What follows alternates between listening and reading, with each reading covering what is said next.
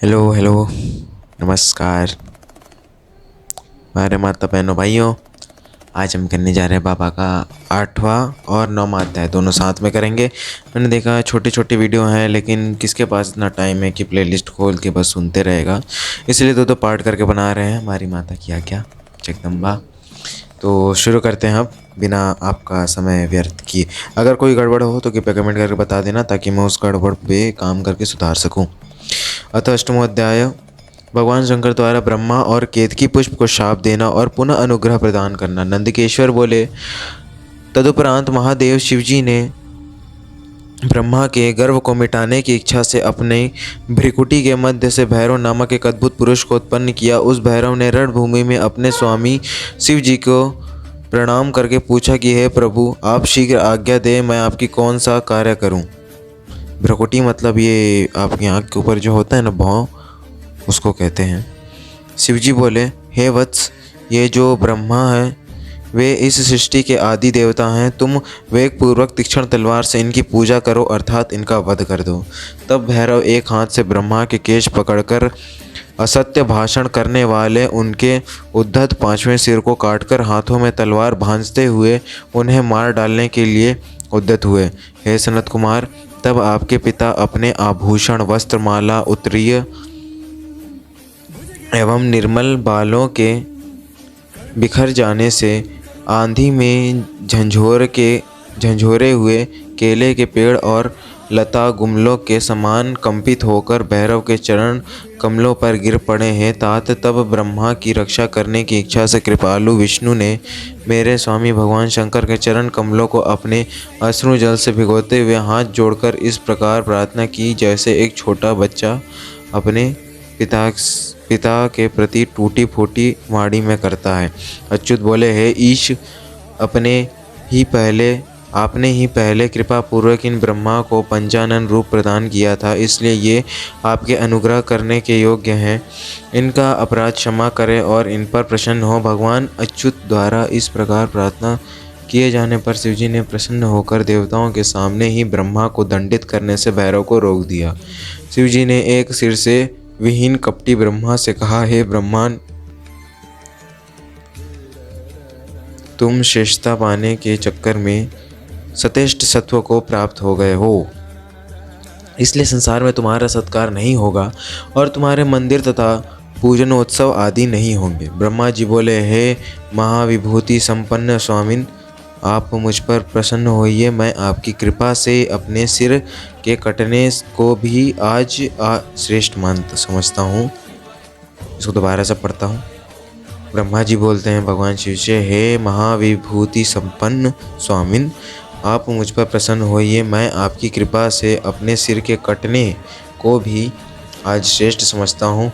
विश्व के कारण, विश्वबंधु, दोषों को सह लेने वाले और पर्वत के समान कठोर धनुष धारण करने वाले आप भगवान शिव को नमस्कार है। ईश्वर बोले, हे वत्स, अनुशासन का भय नहीं रहने से यह सारा संसार नष्ट हो जाएगा। अतः तुम दंडनीय को दंड दो और संसार की व्यवस्था चलाओ। तुम्हें एक परम दुर्लभ वर भी देता हूँ, जिसे ग्रहण करो। अग्निहोत्र आदि वैतानिक और गृह यज्ञों में आप ही श्रेष्ठ होंगे। सर्वागपूर्ण और पुष्कल दक्षिणा वाला यज्ञ भी आपके बिना निष्फल होगा। तब भगवान शिव ने झूठी गवाही देने वाले कपटी केतकी पुष्य से कहा, अरे षष्ठ केतकी, तुम दुष्ट हो, यहाँ से दूर चले जाओ। मेरी पूजा में उपस्थित तुम्हारा फूल मुझे प्रिय नहीं होगा। शिवजी द्वारा इस प्रकार कहते ही सभी देवताओं ने केतकी को अपने पास से हटाकर अन्यत्र भेज दिया। केतक बोला, हे नाथ, आपको नमस्कार है। आपकी आज्ञा के कारण मेरा तो जन्म ही निष्फल हो जाएगा। हे तात, मेरा अपराध क्षमा करें और मेरा जन्म सफल कर दे। जाने अनजाने में हुए पाप आपके स्मरण मात्र से नष्ट हो जाते हैं। फिर ऐसे प्रभावशाली आपके साक्षात दर्शन करने पर भी मेरे झूठ बोलने का दोष कैसा रह जाएगा।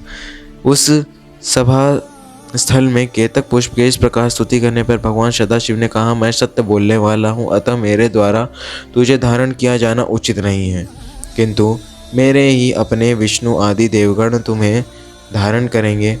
और तुम्हारा जन्म सफल होगा और मंडप आदि के बहाने तुम मेरे ऊपर भी उपस्थित रहोगे। इस प्रकार भगवान शंकर ब्रह्मा विष्णु और केतकी पुष्प इस प्रकार कितना अटकता हूँ यार, कृपा करो बाबा। इस प्रकार भगवान शंकर ब्रह्मा और विष्णु केतकी पुष्प पर अनुग्रह करके अपने सभी देवताओं से स्तुत होकर सभा में सुशोभित हुए। इस प्रकार सुशोभित हुए मतलब वहीं पे विराजमान हुए, उन्होंने प्रार्थना की होगी। आगे पढ़ता हूँ अगले अध्याय में। इस प्रकार श्री शिव महापुराण के अंतर्गत प्रथम विश्वेश्वर संहिता में शिव की कृपा का वर्णन नामक 8वां अध्याय पूर्ण हुआ। देखिए, मैं तो अज्ञानी मूर्ख बालक हूँ, अगर कुछ गड़बड़ पढ़ता हूँ या फिर कुछ गलत कहा हो या फिर आपको लगता हो कि ये बंदा गलत कर रहा है, कृपया मुझे बता दीजिएगा, कमेंट कर दीजिएगा। कमेंट का ऑप्शन है आपके पास, हर प्रकार से कोशिश करूँगा सुधारने की। बाकी लगे रहिए। अब आगे पढ़ता हूँ मैं। अथ 9वां अध्याय। महेश्वर का ब्रह्मा और विष्णु को अपने निष्कल और सकल स्वरूप का परिचय देते हुए लिंग पूजन का महत्व बताना।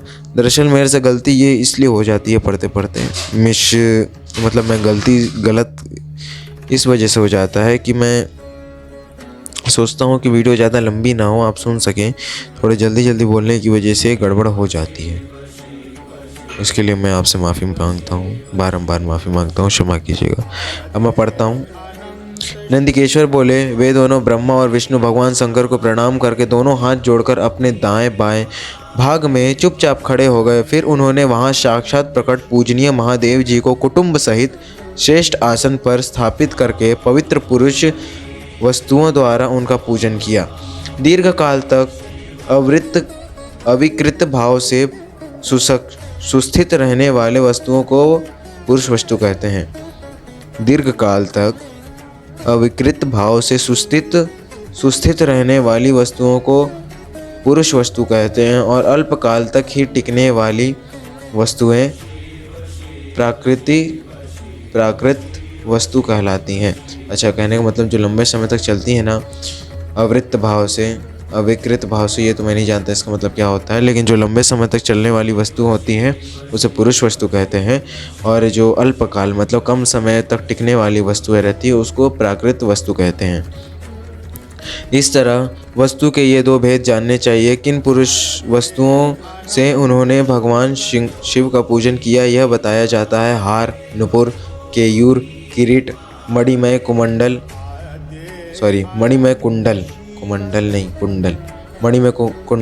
यज्ञोपवीत, उत्तरीय वस्त्र, पुष्पमाला, रेशमी वस्त्र, हार, मुद्रिका माने अंगूठी, पुष्प, तांबुल, कपूर, चंदन एवं अगुरु का अनुलेप, धूप, दीप, श्वेत छत्र, व्यंजन, ध्वजा, चंवर तथा अन्य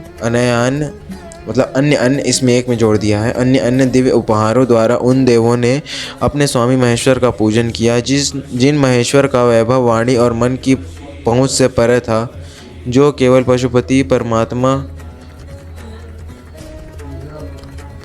परमात्मा के ही योग्य थे और जिन्हें पशु बुद्ध जीव नहीं पा सकते थे।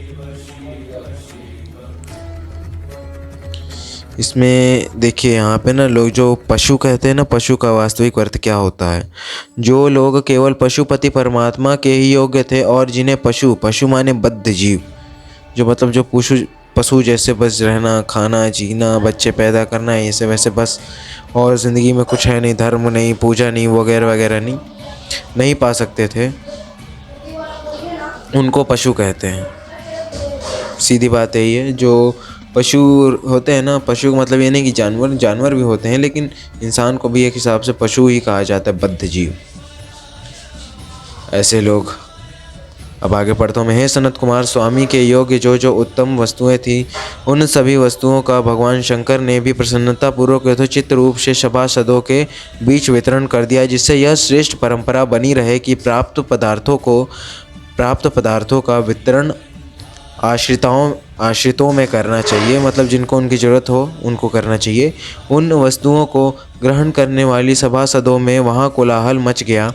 इस प्रकार वहाँ पहले ही ब्रह्मा तथा विष्णु जी से पूजित हुए भक्तिवर्धक भगवान शिव विनम्र उन दोनों देवताओं से हंसकर कहने लगे। ईश्वर बोले, हे पुत्रों, आज का दिन महान है, इसलिए मैं तुम्हारे द्वारा जो आज मेरी पूजा हुई है इससे मैं तुम लोगों पर बहुत प्रसन्न हूँ। इसी कारण यह दिन परम पवित्र और महान से महान होगा। आज की यह तिथि शिवरात्रि के नाम से विख्यात होकर मेरे लिए परम प्रिय होगी। इस प्रकार जो मेरे लिंग माने निष्कल अंग आकृति से रहित निराकार रूप के प्रतीक हैं, प्रतीप और वीर सकल साकार रूप के प्रति विग्रह। इसको मैं दोबारा पढ़ देता हूँ ताकि आपको समझ में आए। इस समय जो मेरे निष्कल अंग आकृति से रहित निराकार स्वरूप के प्रतीक और वीर सकल साकार रूप के प्रतीक विग्रह की पूजा करेगा, वह पुरुष जगत की सृष्टि और पालन आदि कार्य भी कर सकता है। माने ब्रह्मा और विष्णु जी का पद भी उसे मिल सकता है, सृजन करने का और पालन करने का भी, सृष्टि का। आगे पढ़ता हूँ मैं। जो शिवरात्रि को दिन रात निराहार एवं जितेंद्रिय रहकर अपने शक्ति के अनुसार निष्कपट भाव से मेरी यथोचित पूजा करेगा, उसको मिलने वाली फल का वर्णन सुनो। 1 वर्ष तक निरंतर मेरी पूजा करने पर जो फल मिलता है वह सारा केवल शिवरात्रि को मेरी पूजन करने मात्र से मनुष्य को तत्काल प्राप्त हो जाएगा। जैसे पूर्ण चंद्रमा का उदय समुद्र की वृद्धि का अवसर है, उसी प्रकार यह शिवरात्रि तिथि मेरे धर्म की वृद्धि का समय है। इस तिथि में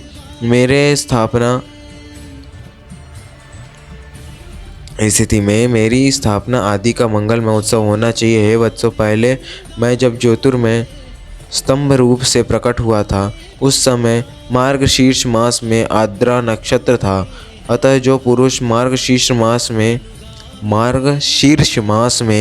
आर्द्रा नक्षत्र होने पर मुझ उमापति का दर्शन करता है अथवा मेरी मूर्ति या लिंग की ही झांकी का दर्शन करता है, वह मेरे लिए कार्तिकेय से भी अधिक प्रिय है। उस शुभ दिन मेरे दर्शन मात्र से पूरा फल प्राप्त होगा। उस शुभ दिन मेरे दर्शन मात्र से पूरा फल प्राप्त होता है। यदि दर्शन के साथ साथ मेरी पूजन भी किया जाए तो उसका अधिक फल प्राप्त होता है, जिसका वाणी द्वारा वर्णन नहीं हो सकता। इस रणभूमि में मैं लिंग रूप से प्रकट होकर बहुत बड़ा हो गया था, अतः उस लिंग के कारण यह भूतल लिंग स्थान के नाम से प्रसिद्ध हुआ। हे पुत्रों, जगत के लोग इसका दर्शन और पूजन कर सकेंगे। इसके लिए यह अनादि और अनंत ज्योति स्तंभ अत्यंत छोटा हो जाएगा। यह लिंग सब प्रकार के भोगों को सुलभ करने वाला और भोग तथा मोक्ष का एकमात्र साधन होगा। इसका दर्शन, स्पर्श तथा ध्यान प्राणियों को जन्म और मृत्यु से छुटकारा दिलाने वाला होगा। अग्नि के पहाड़ जैसा जो यह शिवलिंग यहाँ प्रकट हुआ है, इसके कारण यह स्थान अरुणाचल नाम से प्रसिद्ध होगा। यहाँ अनेक प्रकार के बड़े बड़े तीर्थ प्रकट होंगे। इस स्थान में निवास करने या मरने से जीवों को मोक्ष हो जाएगा। रथोत्सवादि के आयोजन से, क्या लिखा है यहाँ पे,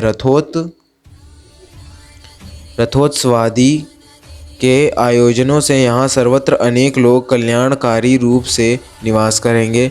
इस स्थान पर किया गया दान, हवन तथा तप, यह सब करोड़ों गुना फल देने वाला होगा। यह क्षेत्र मेरे सभी क्षेत्रों में श्रेष्ठतम होगा। यहाँ मेरा स्मरण करने मात्र से प्राणियों की मुक्ति हो जाएगी। अतः यह परम रमणीय क्षेत्र अति महत्वपूर्ण है। यह सभी प्रकार के कल्याणों से पूर्ण, शुभ और सबको मुक्ति प्रदान करने वाला होगा। इस लिंग में मुझ लिंगेश्वर की अर्चना करके मनुष्य सालोक्य, सारूप्य, इसको मैं दोबारा पढ़ता हूँ, मैंने गलत पढ़ दिया यहाँ पे इसलिए। इस लिंग में मुझ लिंगेश्वर की अर्चना करके मनुष्य सालोक्य, सामीप्य, सारूप्य, सृष्टि है ये, सृष्टि और सामुज्य, इन 5 प्रकार की मुक्तियों का अधिकार प्राप्त कर लेगा। आप लोगों को भी शीघ्र ही सभी मनोवांछित फल प्राप्त होंगे। नंदिकेश्वर बोले, इस प्रकार विनम्र ब्रह्मा तथा विष्णु पर अनुग्रह करके भगवान शंकर ने उनके जो सैन्य दल परस्पर युद्ध में मारे गए थे उन्हें अपनी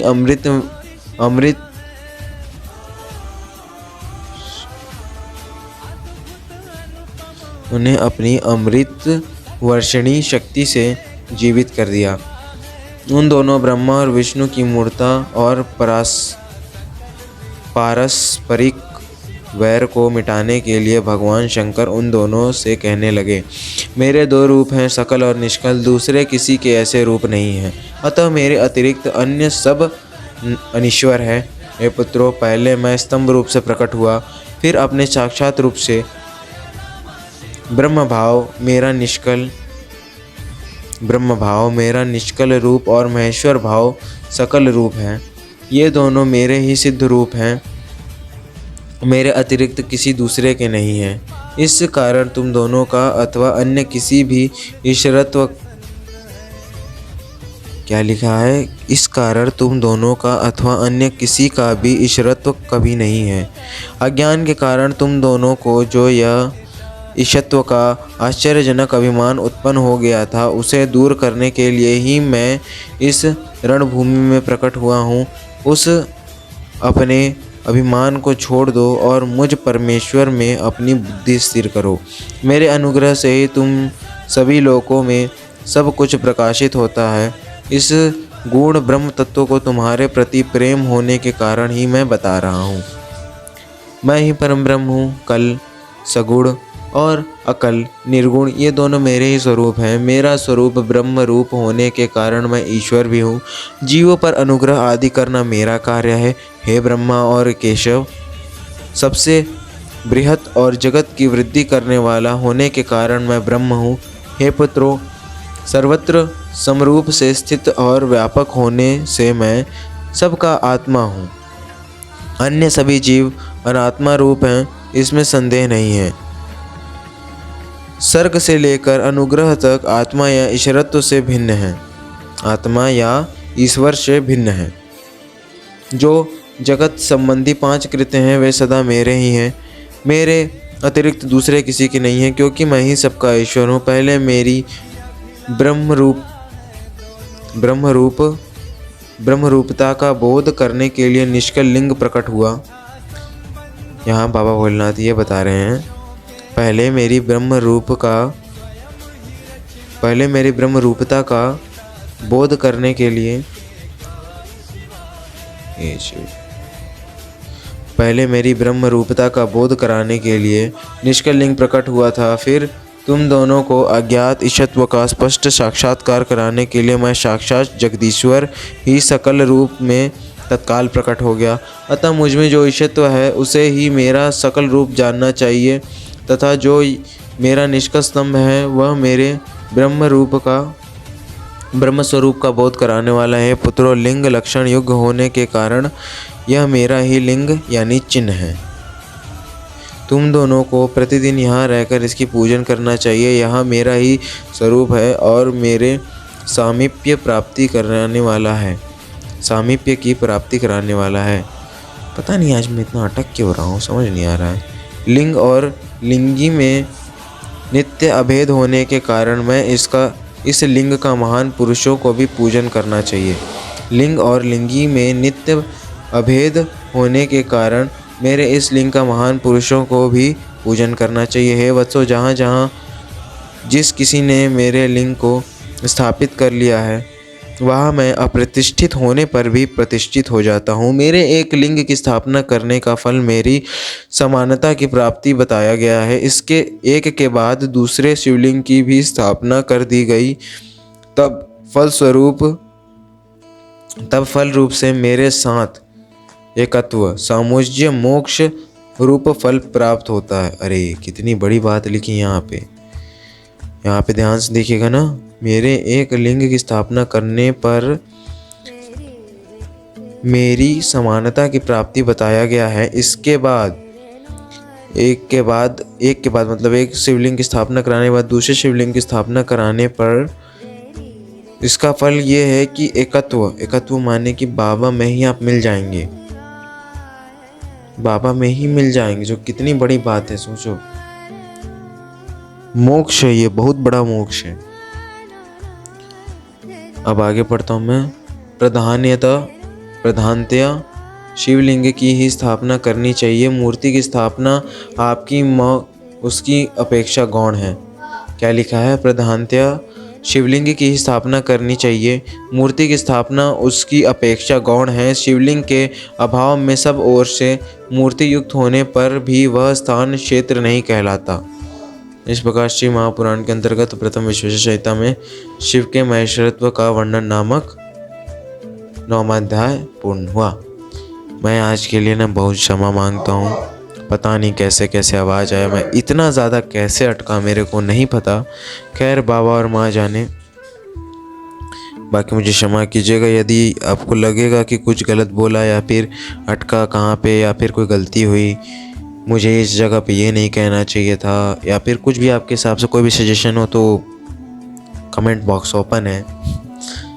बाकी जय माता जी की, हर हर महादेव। इसको शायद आपको दोबारा सुनना पड़े या फिर 1-2 बार एक ही जगह को रिपीट करके सुनना पड़े समझने के लिए, तो उस गलती के लिए मैं माफ़ी मांगता हूँ। अगली बार से मैं ध्यान रखूँगा। अगली बार से मैं 2-3 बार खुद पढ़ ले रहूँगा ताकि अटकूँ ना। जय माता जी की, हर हर महादेव। नमः शिवाय।